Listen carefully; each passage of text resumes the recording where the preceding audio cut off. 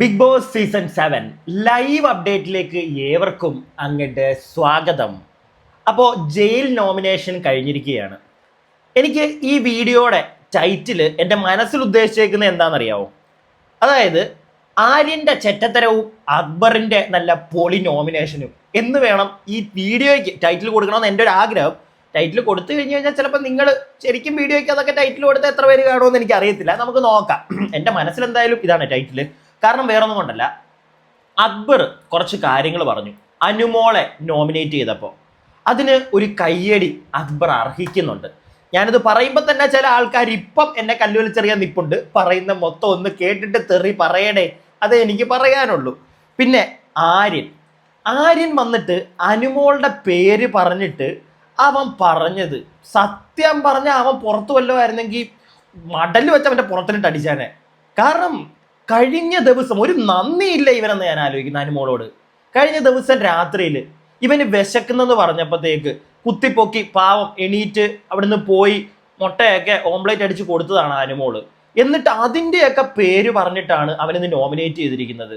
അവളെന്തോ മറ്റേ കടലമാവ് വെച്ച് ദോശ ഉണ്ടാക്കിയല്ലോ, അപ്പം അത് എല്ലാവർക്കും വേണ്ടി ഞാൻ ചോദിച്ചു എനിക്കൊരെണ്ണം തരുമോന്ന്. അപ്പം അവൾ പറഞ്ഞു അത് എല്ലാവർക്കും വേണ്ടിയിട്ടുള്ളതാണെന്നും പറഞ്ഞാണ് അവൾ അകത്തോട്ട് കൊണ്ടുവന്നത്. എന്നിട്ട് അവൾ തന്നില്ല, നെവിൻ ചോദിച്ചപ്പോൾ നെവിന് കൊടുത്തില്ല, അവൾ ഒറ്റയ്ക്ക് അണ്ണാക്കി കയറ്റി എന്നൊക്കെ ഇവൻ പറയുന്നത് കേട്ടപ്പോൾ സത്യം പറഞ്ഞ ഞാൻ ആലോചിച്ചു, ഇവൻ മണ്ടനാണോ?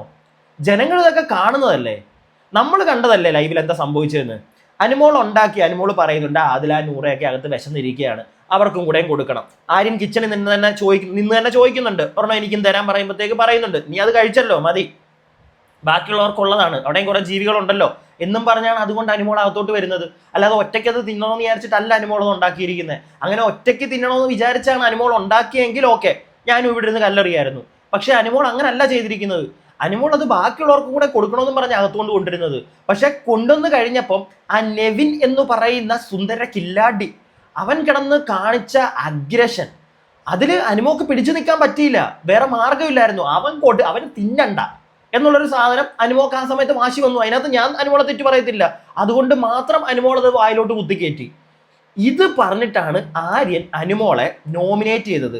സത്യം പറഞ്ഞാൽ ഒരു ഡാറ്റ്ലെസ് പരിപാടി എന്നൊക്കെ വേണമെങ്കിൽ നമുക്ക് പറയാം. പക്ഷെ ഇതൊരു ഗെയിം ആണല്ലോ, അതുകൊണ്ട് ഞാൻ അങ്ങനെയൊന്നും പറയുന്നില്ല. പക്ഷെ കാണിച്ചത് തെമ്മാടിത്തരം തന്നെയാണ്. അനുമോളെ നോമിനേറ്റ് ചെയ്തപ്പോൾ വേറെന്തെങ്കിലും കാരണം പറഞ്ഞായിരുന്നെങ്കിൽ പിന്നെ മനസ്സിലാക്കായിരുന്നു. പക്ഷേ ആര്യൻ പറഞ്ഞതിനോട് നമുക്ക് യോജിക്കാൻ പറ്റുന്നില്ല. പിന്നെ ആദില വരുന്നുണ്ട്.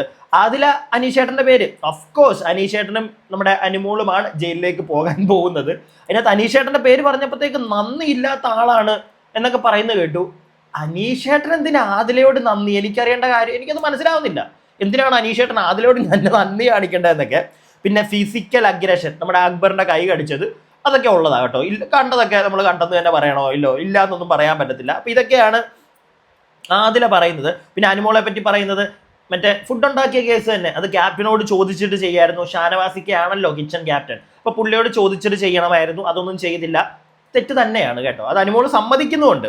പിന്നെ ക്രിറ്റിസിസം എടുക്കാൻ അനുമോൾക്ക് പറ്റുന്നില്ല, കുറച്ച് ഓവർ വാശിയുണ്ട് എന്നൊക്കെ ആദില പറയുന്ന കേട്ടപ്പോൾ ഈ ആദിലയ്ക്ക് ഓവർ വാശിയൊന്നും ഇല്ലേ?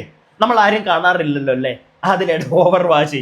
അപ്പൊ അവൻ 100 ഉള്ളതുകൊണ്ട് പിടിച്ചു നിന്ന് പോകുന്നു, അങ്ങനെ ഞാൻ പറയൂ.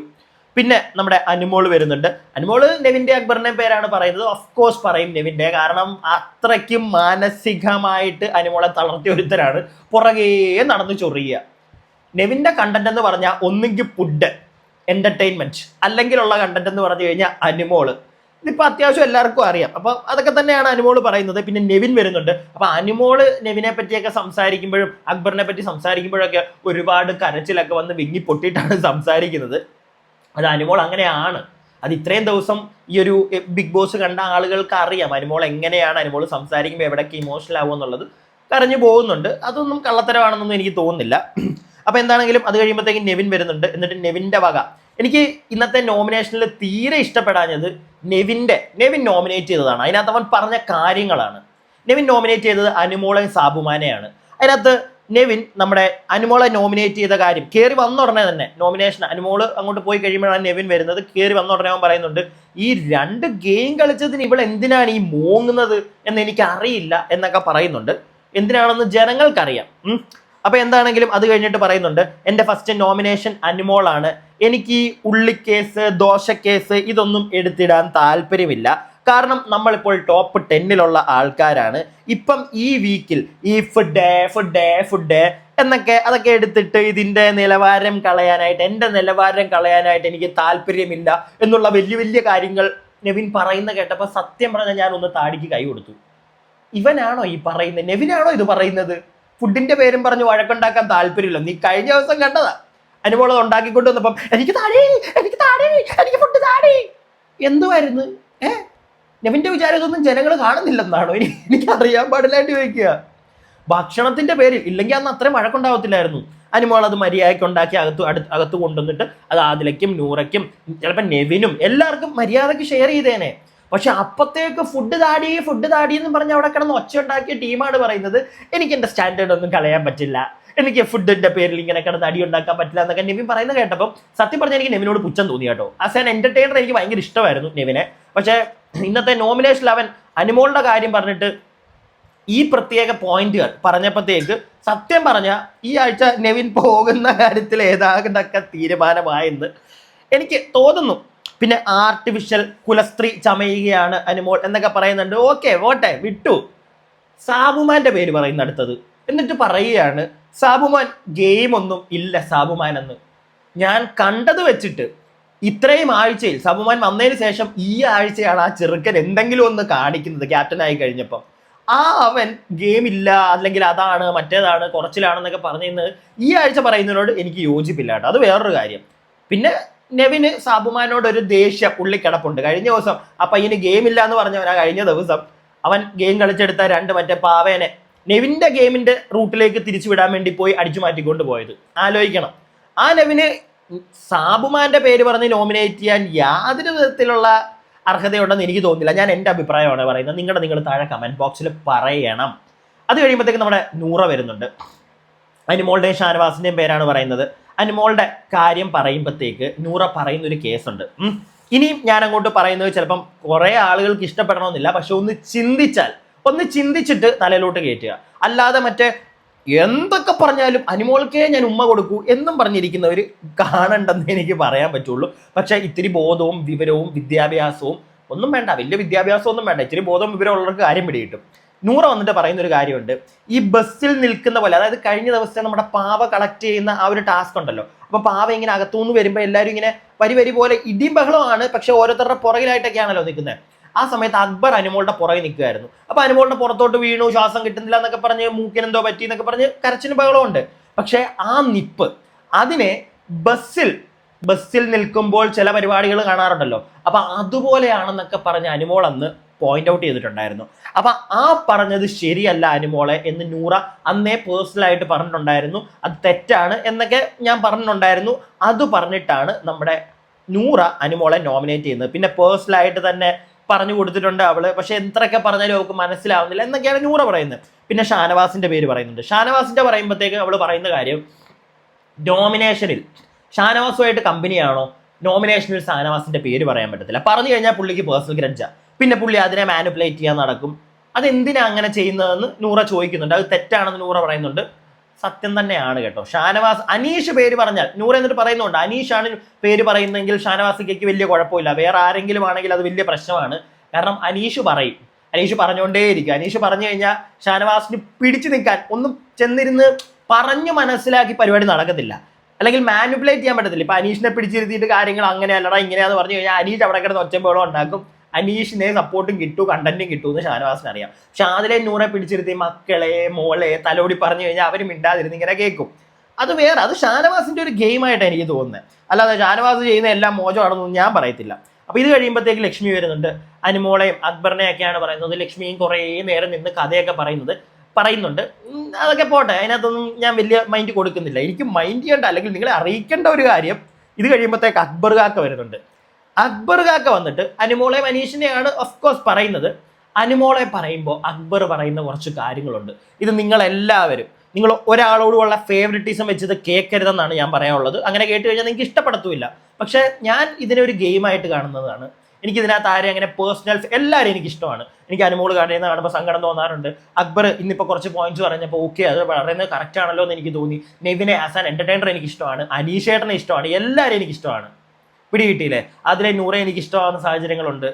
എല്ലാവരെയും ഷാനവാസിക്ക് ചില സമയത്ത് ഇഷ്ടം വരുന്ന സാഹചര്യങ്ങളുണ്ട്. എല്ലാവരെയും നമുക്ക് ഇഷ്ടമാണ്, നമ്മളെല്ലാവരെയും ഒരേപോലെയാണ് കാണുന്നത്. അപ്പൊ എന്താണെങ്കിലും അക്ബർ വന്നിട്ട് അനുമോളുടെ പേര് പറഞ്ഞിട്ട് പറയുന്നൊരു കാര്യമുണ്ട്. ഒരുപാട് കാര്യങ്ങൾ പറയുന്നുണ്ട്. അതിനകത്ത് ഞാൻ ശ്രദ്ധിച്ച അല്ലെങ്കിൽ നിങ്ങളെ അറിയിക്കേണ്ട മെയിൻ പോയിന്റ്, സ്ത്രീ കാർഡ് എന്ന് പറയുന്ന ഒരു സാധനം അനുമോൾ ഇറക്കുന്നുണ്ട്. സ്ത്രീകൾക്ക് മുൻഗണന അത് എല്ലായിടത്തും ഉണ്ട്. പക്ഷെ മിസ്യൂസ് ചെയ്യുന്ന ആളുകൾ പുറത്ത് നമ്മുടെ സമൂഹത്തിലുണ്ട്. ഈ സ്ത്രീത്വം എന്ന് പറയുന്നത് അല്ലെങ്കിൽ ഞാൻ സ്ത്രീയാണ് എന്ന് പറഞ്ഞുകൊണ്ട് തന്നെ പല മുൻഗണനകളും സ്ത്രീകൾക്കുണ്ട്. പക്ഷെ അത് മിസ്യൂസ് ചെയ്യുന്ന ഒരുപാട് സ്ത്രീകൾ നമ്മുടെ സമൂഹത്തിലുണ്ട്. അതിൽപ്പെട്ട ഒരാളാണ് അനുമോൾ എന്ന് അക്ബർ പറയുന്നുണ്ട്. ലിറ്ററലി അനുമോൾ പറയുന്ന ഒരാളാണ്. അനുമോൾ അങ്ങനെയാണ് എന്നാണ് ഷാനവാസ് അക്ബർ പറയുന്നത്. അങ്ങനെ ഉള്ള ഒരാളാണ്. അതായത് ചില ആളുകളുടെ ജീവിതം നശിപ്പിക്കുക, ആൾക്കാരുടെ ക്യാരക്ടറിനെ ഇല്ലാതെയാക്കുക, ഇങ്ങനെയുള്ള പരിപാടികൾ ചെയ്യുന്ന കുറച്ച് സ്ത്രീകളുണ്ട് നമ്മുടെ സമൂഹത്തിൽ. നമ്മൾ കാണാറുണ്ടല്ലോ എത്രയോ പേര്. ഈ എന്തിനാ നമ്മുടെ മറ്റേ സിനിമാക്കാരുടെ ഒരു ഇഷ്യൂ വന്നപ്പോഴത്തേക്ക് എത്ര പേര് പല ആൾക്കാരുടെയും പേര് പറഞ്ഞു വന്നു, അങ്ങനെ ചെയ്തിട്ടുണ്ട്, ഇങ്ങനെ ചെയ്തിട്ടുണ്ട്. അവസാനം തെളിയുന്നത് എന്താ? ചുമ്മാ പറഞ്ഞ ഒരു തെളിവുമില്ല.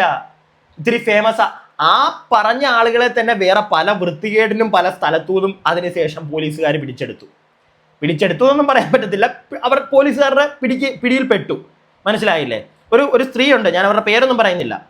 എന്തൊക്കെയായിരുന്നു, അവരെ അങ്ങനെ ചെയ്തു, ഇങ്ങനെ ചെയ്തു.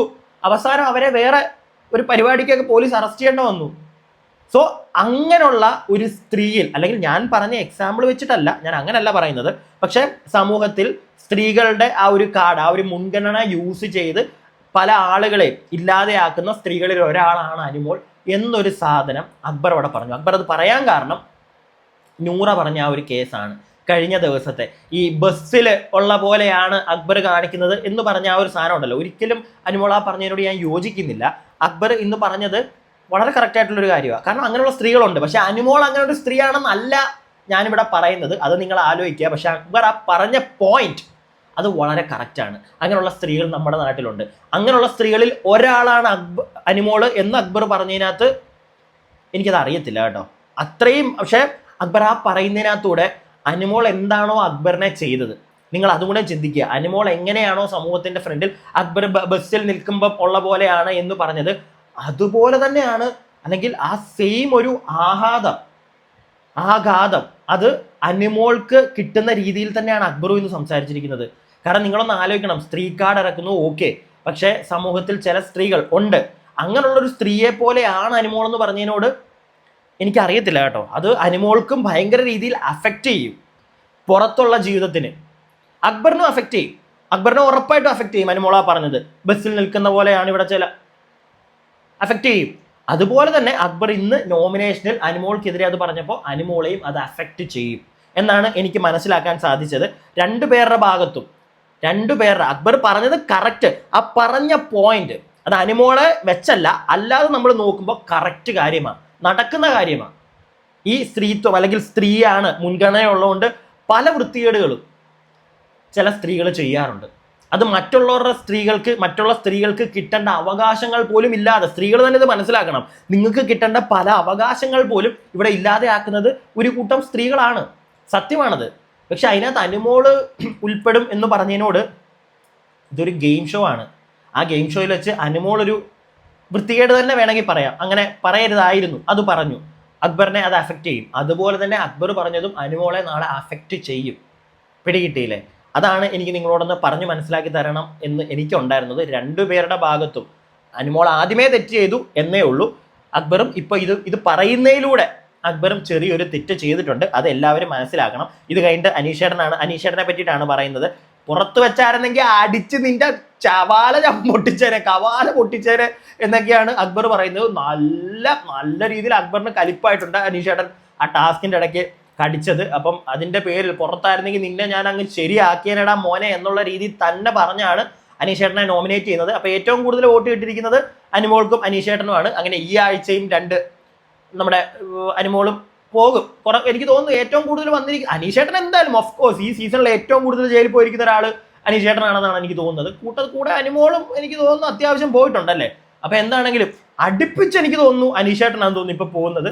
ഈ ആഴ്ച ലാലേട്ടൻ അത് ചോദിക്കുകയും ചെയ്യും. പക്ഷെ ഇത്രയും ബുദ്ധിയുള്ള അതിലുള്ള ബാക്കിയുള്ള കണ്ടസ്റ്റൻസ് മനസ്സിലാക്കേണ്ട ഒരു കാര്യം, അനീഷേട്ടനെ വീണ്ടും വീണ്ടും ജയിലിലേക്ക് ഇടുന്നതിനകത്തൂടെ പുള്ളി നന്നാവാനൊന്നും പോകുന്നില്ല. പുള്ളി ഇങ്ങനെ തന്നെ കളിക്കത്തുള്ളൂ. പക്ഷെ പുള്ളിക്ക് വോട്ട് കൂടത്തേ ഉള്ളൂ. അതെന്തുകൊണ്ട് അതിനകത്തുള്ള ആൾക്കാർ മനസ്സിലാക്കുന്നില്ല എന്നുള്ളൊരു സങ്കടം മാത്രമേ ഉള്ളൂ എനിക്ക്. അപ്പൊ ഇതൊക്കെയാണ് ഇപ്പൊ ലൈവ് നടന്നത്. ഇനി ഞാൻ ബാക്കി പോയി നോക്കട്ടെ, ഇനി ഇപ്പം എന്തൊക്കെ അവിടെ സംഭവിക്കുമെന്ന് കണ്ടറിയാം. ബാക്കി കണ്ടിട്ട് ബാക്കിയുള്ള അപ്ഡേറ്റുകൾ അടുത്ത വീഡിയോയിൽ നിങ്ങളുടെ മുമ്പിലേക്ക് എത്തിക്കാം. അപ്പൊ അടുത്ത വീഡിയോ കാണുന്നവരേക്കും stay tuned and stay weird. Comment ബോക്സിന്റെ അവിടെയുള്ള ഹൈപ്പ് വീഡിയോ ക്ലിക്ക് ചെയ്യാൻ മറക്കല്ലേ. വീഡിയോയ്ക്ക് ലൈക്ക്, നിങ്ങളുടെ അഭിപ്രായങ്ങൾ താഴെ കമന്റ് ബോക്സിൽ.